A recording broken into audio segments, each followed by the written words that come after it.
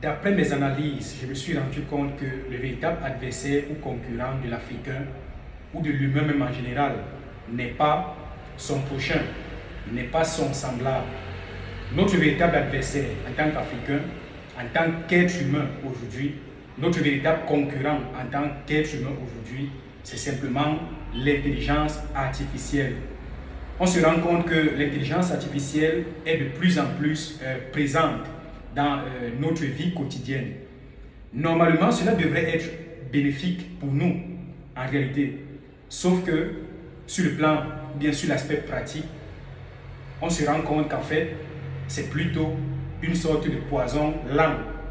Poison lent qui se substitue à l'humain aujourd'hui.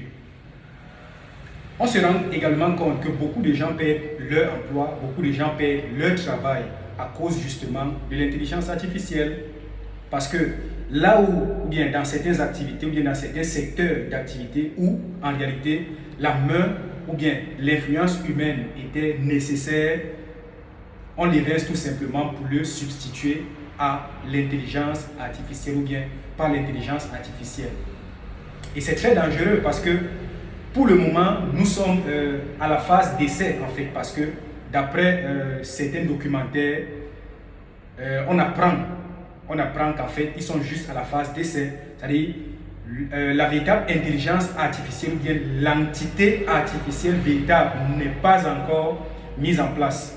Donc, tout ce qu'on a aujourd'hui, que ce soit Claude, ChatGPT ou Gemini, n'importe quoi d'autre, en réalité, ce sont juste, on peut dire quoi, des maquettes en fait, des sortes de tests pour voir à peu près à quoi va ressembler l'entité finale. Donc, si juste avec ce qu'on a aujourd'hui, on se rend compte que beaucoup de gens perdent par exemple de leur emploi, beaucoup de gens perdent leur emploi, qu'adviendra-t-il lorsque la véritable entité sera mise en place? Qu'adviendra-t-il de l'humain à ce moment-là? Est-ce que nous serons dans une guerre ouverte face à l'IA? Et qu'adviendra-t-il si à un moment on n'arrive plus à contrôler l'IA? Qu'adviendra-t-il de l'humain? Et c'est l'une des raisons pour lesquelles personnellement je n'aime pas inclure dans mes travaux l'intelligence artificielle. Que ce soit mes livres, que ce soit n'importe quoi, montage vidéo ou quoi que ce soit. Je préfère rester naturel, je préfère rester authentique. Je préfère éviter d'inclure ou d'utiliser l'intelligence artificielle de manière abusive. Voilà, comme on voit aujourd'hui, si tu n'utilises pas l'IA, on a l'impression que tu n'es pas aligné avec le reste du monde. On a l'impression que tu accuses un gros retard, alors qu'en fait, c'est un gros piège sur le long terme. Quand on essaye de se projeter, on se rend compte tout de suite que sur le long terme, l'humain ne pourra plus tenir.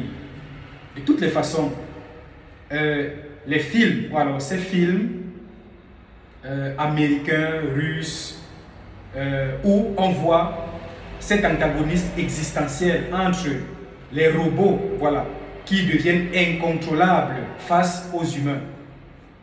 Vous voyez, en fait, c'est une image ou bien une allégorie de ce qui va se passer dans le futur. Donc, à mon avis, je préfère que l'humain reste authentique. On peut chercher un moyen de contournement pour éviter, n'est-ce pas, de trop dépendre de l'intelligence artificielle. On peut se développer tout en restant authentique. Dis-moi en commentaire ce que tu penses de ça. Dis-moi en commentaire ce que toi, tu penses de l'intelligence artificielle dans nos domaines ou secteurs d'activité aujourd'hui.